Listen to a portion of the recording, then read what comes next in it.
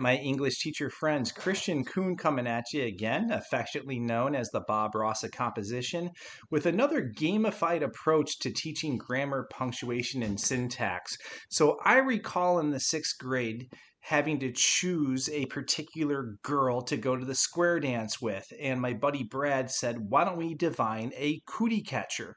And I don't know if you're familiar with these. I have the graphic in this slide there that you can see. But we used to divine these things and say, who should Kristian go to the square dance with? Katrina, Samantha, Vanessa, Lisa, and whoever it landed on, you had to go ask that girl out to the square dance. And it occurred to me the other day, if you got a whole bunch of mentor sentences cobbled together and a cootie catcher, it's a really cool way to shore up the basics. So in this brief video, let me tell you what I do for this exercise. So it's a lot of fun, and even my real reluctant learners love this exercise.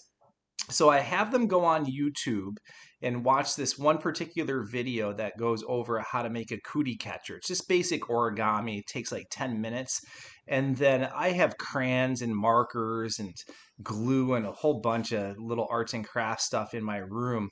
So on the cootie catcher, I have them color coded. So one dot is going to represent a comma, the other the semicolon, colon, and dash. And then there's also in the YouTube channels all the rhymes and songs that you can use for the cootie catcher, and I just have them choose one of the songs they want to use. And it's ultimately, they just go divine, divine, divine, comma, semicolon, colon, dash, and whatever you land on. So I'll run through it. No worries, no sweat. It's pretty easy and straightforward and a lot of fun. So as I said, you can do it yourself. It just takes 10 minutes or less. And as you can see there, you just color code the section, to represent a comma, semicolon, colon, or dash. You also can do this for parts of speech. You can do it for sentence constructs, etc. Just get inventive. So I've alluded to this already, and some of you that are familiar with my work know that I have banks, pools of mentor sentences. And I often do something called the 5 sentences of the day with students until I feel like as a class we have relative mastery of this stuff, of the basics. And I'll give them 5 sentences, and they're completely devoid of punctuation, and they're full of grammar errors, some syntactical errors. And the big trick for this, and I know some teachers are like, Kristian, this is bad practice, but I swear by it. I think as a training wheel, as a scaffold, it makes a lot of sense to have students breathe the sentence, to exercise the pause. So when the voice naturally pauses in mid-sentence, you know that you have to punctuate something. So period, comma, semicolon, colon, dash, ellipses, something needs to go there. So the kids need to know the rules for that. And again, many of you know my work. I'm a big user of Strunk and White's Write It Right. I think it's the most user-friendly user manual. And so my students are very familiar with Strunk and White, and I just create a whole bunch of assignments around their seminal text. So this breathing, this pausing is very important. So let me give you an example of what our 5 sentences of the day might look like. So on this slide here, the kids will do the cootie catcher, and let's say that the kid lands on colon. What I want them to do with the mentor sentences, and you can do as many as you want. Typically, in terms of my class, we have about 25 to 31 students in class. So I like to do it in groups of 4. And we will do 10 mentor sentences if I have them in groups of 4. If they're in groups of 2, I do 5 mentor sentences. So let's say the kid lands on the colon. In all of these sentences here, I would want them to go and find every instance in which a sentence needs a colon, and just quickly eyeballing that last one. A Ouija board has one purpose, right? We're listing, boom, slap the colon to predict your future.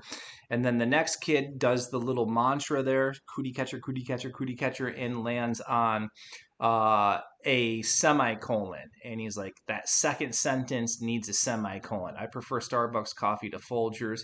It's much more robust.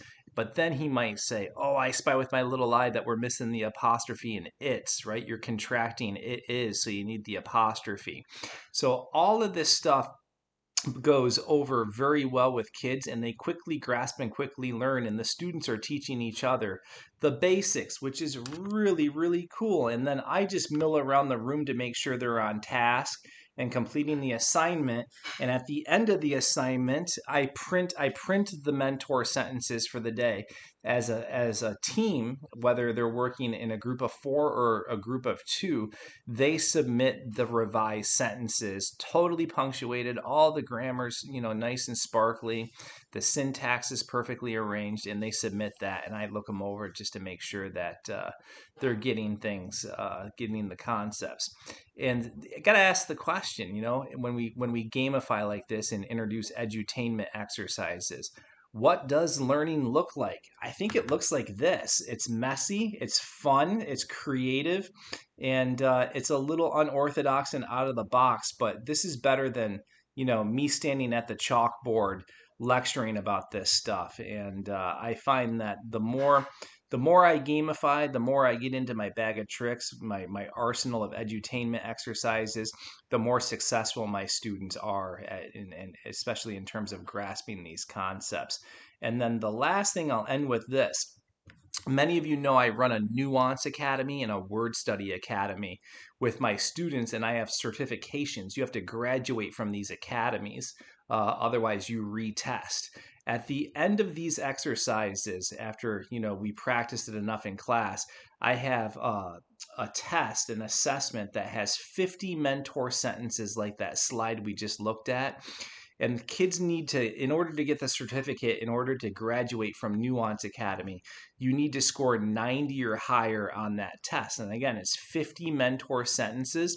If it's not perfectly perfect, it is wrong. So out of 50 sentences, they're allowed 5 happy little accidents, and that is it. And then they retest and retest and retest until they have at least earned a 90 or higher. And it's just one way to really make sure that on a fundamental level, my students are where they need to be. And it's really nice to work with kids that know the basics when I'm teaching writing. So that's it for me. If you want to reach out with any questions, comments, concerns, my email is teachingwritingcoach@gmail.com. Also know that I'm a lead teacher for the National Writing Project, and we have a slew of professional development going on all year long. And if you ever want to see what we're up to, you can visit my website at www.teachinghowtowrite.com. In that upper left-hand column there on that web page, there's something that says My NWP Courses, and you can see not only what I'm offering, but what NWP has in general. And I've said this before, some things are for free, and some, if you have to pay, it's a nominal fee. I think it's the most affordable PD on the market. All right, that's it for me. Happy teaching, happy writing, be well, and I hope this is a fun exercise for you and your students.